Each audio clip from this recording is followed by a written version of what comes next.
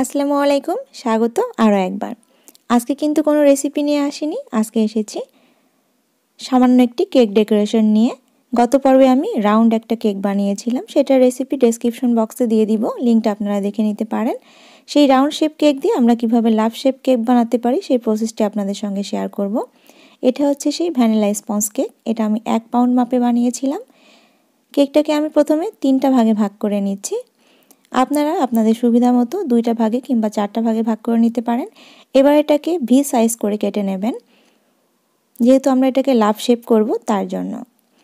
লাভ শেপের অর্থাৎ হার্ট শেপের মোল্ড যাদের কাছে নেই তারা কিন্তু অনায়াসে হার্ট শেপের যে কোনো কেক এভাবে বানিয়ে নিতে পারেন। টার্নিং টেবিলের উপর আমি জাস্ট একটা কেক বোর্ড বসিয়ে একটু ক্রিম দিয়ে দিচ্ছি। এটা কিন্তু হুইপ ক্রিম, এটার রেসিপি আমার চ্যানেলে দেওয়া আছে, ডেসক্রিপশন বক্সে লিঙ্কটা দেওয়া থাকবে। সুগার সিরাপ ব্রাশ করে দিলাম, এবার দিয়ে দিচ্ছি সেই হুইপ ক্রিম। কিছুই না, জাস্ট পাইপিং ব্যাগে হুইপ ক্রিমটা নিয়ে আমি একটু ফ্রস্টিং করে দিচ্ছি।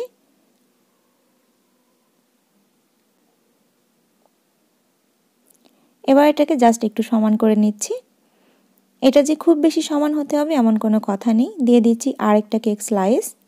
এবার আমরা আবার একটু সুগার সিরাপ ব্রাশ করে নিচ্ছি। সমপরিমাণ পানি এবং সমপরিমাণ চিনি চুলায় জাল দিয়ে জাস্ট চিনিটা মেল্ট হলেই নামিয়ে একটু ঠান্ডা করে সুগার সিরাপটা রেডি করবেন। আবারও ক্রিম ফ্রস্টিং করে আবারও এক টুকরো কেক স্লাইস দিয়ে দিচ্ছি। আবারও সুগার সিরাপ ব্রাশ করে নিচ্ছি। আমি আগেই বলেছি স্পঞ্জ কেক মানে কিন্তু অনেক অনেক সুগার সিরাপ, যেন কেকটা পারফেক্টভাবে স্পঞ্জি এবং ময়েস্ট থাকতে পারে তার জন্য। উপরে একটু ক্রিম ফ্রস্টিং করে দেখেন আমরা যে সাইডটা কেটে রেখেছিলাম ভি শেপ করে, সেখান থেকে কিছু অংশ বের হয়েছিল, আমি সেটাকে কেকের উপরের দিকে জাস্ট একটু সেট করে দিচ্ছি। কেকটা যেন লাভ শেপ হতে পারে অর্থাৎ হার্ট শেপ হতে পারে তার জন্য। প্রসেসটা কিন্তু একদম সহজভাবে কাজ করলেই কিন্তু যে কোনো কাজ সহজ হয়ে যাবে।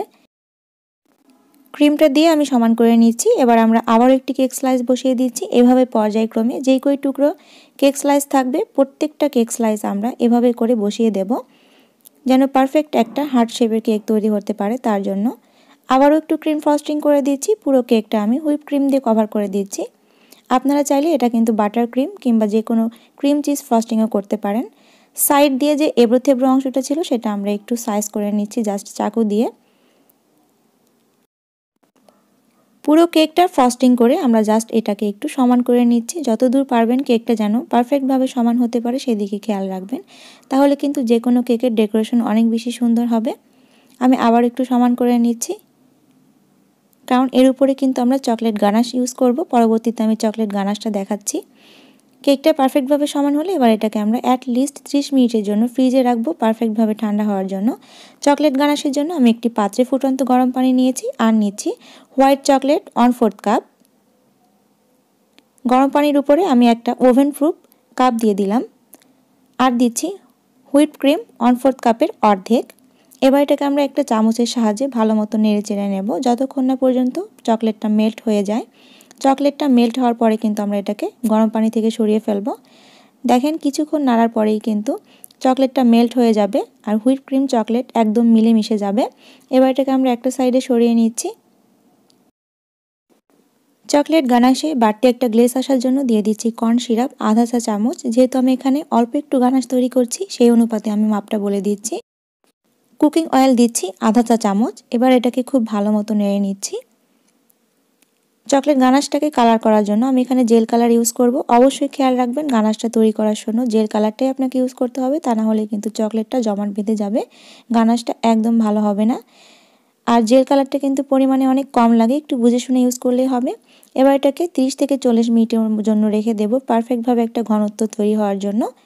যখন ঠান্ডা হয়ে যাবে তখন ঠান্ডা কেকটা আমরা ফ্রিজ থেকে বের করে এভাবে করে একটু ফ্রস্টিং করে দেব। আপনারা চাইলে যে কোনো কেচাপের বোতলে কিংবা পার্চমেন্ট পেপারের মধ্যে গানাশটা নিয়ে কেকের উপরে ফ্রস্টিং করতে পারবেন। কেক তো সাজাচ্ছি, কিন্তু একটা নিউজ কিন্তু আপনাদের সঙ্গে শেয়ার করা হয়নি, আর সেটা হচ্ছে আমার সহজ কুইক 2টা রেসিপি পেতে অবশ্যই আগামী শনিবার ঠিক সন্ধ্যা 6টা 20 মিনিটে চোখ রাখবেন যমুনা টিভির পর্দায়। আমি কিন্তু থাকবো আমার সহজ 2টা রেসিপি নিয়ে, আশা করি সবাই দেখবেন। সবাইকে দেখার আমন্ত্রণ রইল। আমি জাস্ট এখন একটা গোলাপ তৈরি করে নিচ্ছি। আমি এখানে R11 নজলটা ইউজ করছি। গোলাপের আকৃতি দেওয়ার জন্য আপনাকে উল্টা সি করে ক্রিমটা সেট করতে হবে। গোলাপি যে দিতে হবে এমন কোনো কথা নেই, এখানে কিন্তু আপনারা যে কোনোভাবে ক্রিমটা সাজাতে পারেন। ক্রিমটা দিয়ে কেকটা যে কোনোভাবে সাজালেই আপনাদের মনের মতো ডিজাইন হবে আশা করি। আমি আরও একটু ক্রিম নিয়ে জাস্ট গোলাপের একটা আকৃতি তৈরি করে নিচ্ছি। এবার এটাকে আমরা কাঁটা চামচের সাহায্যে খুব সাবধানে কেকের উপর সেট করে দেব। ব্যাস, আমাদের কিন্তু কেকটা অলমোস্ট প্রায় হয়ে এসেছে। এবার আমি R11 নজলটা ইউজ করে কেকের সাইডে জাস্ট একটু কুচির মতো দিয়ে দিচ্ছি দেখার সৌন্দর্যে। এভাবে করে আমি কেকটা পুরোটা কভার করে দিলাম।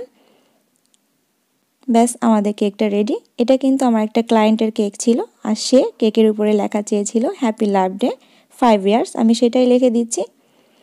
আশা করি আজকের প্রসেসটি ভালো লেগেছে। ভালো লাগলে অবশ্যই like, comment, share and subscribe করে সাথে থাকবেন পরবর্তী রেসিপি আপডেট পেতে।